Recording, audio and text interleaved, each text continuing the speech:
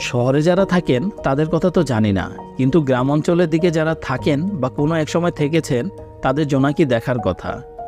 আমার যতদূর মনে পড়ে, বসন্তের শেষে বা গ্রীষ্মের দিকে সন্ধ্যায় গ্রামের জোনাকি উঠতে দেখেছি।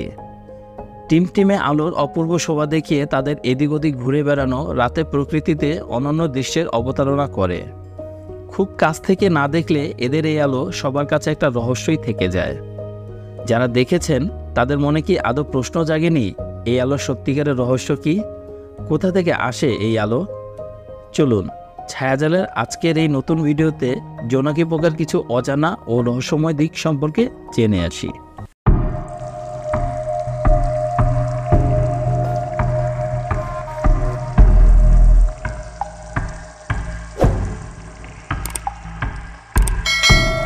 জোনাকি পোকার আলোর উৎস। জোনাকি পোকার আলোর উৎস হল তার শরীরে অবস্থিত বিশেষ ধরনের অঙ্গ, যাকে বলা হয় কচিল। এই কচিল অঙ্গের মধ্যে বিশেষ কিছু রাসায়নিক প্রক্রিয়ার মাধ্যমে আলোর সৃষ্টি হয়। এই প্রক্রিয়াটিকে বলা হয় বায়োলুমিনেসেন্স।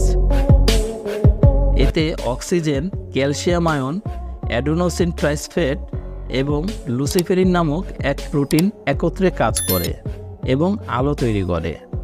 এই আলো সাধারণত খুব কম তাপমাত্রায় তৈরি হয়, যার ফলে এটি শীতল আলো হিসেবে পরিচিত।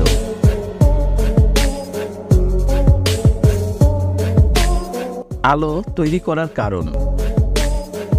পুরুষ ও মহিলা জোনাকি পোকার মধ্যে আলোর মাধ্যমে যোগাযোগ ঘটে। পুরুষরা একটি নির্দিষ্ট আলোর প্যাটার্ন তৈরি করে এবং মহিলা জোনাকি পোকার সেই আলোর প্রতি সাড়া দেয়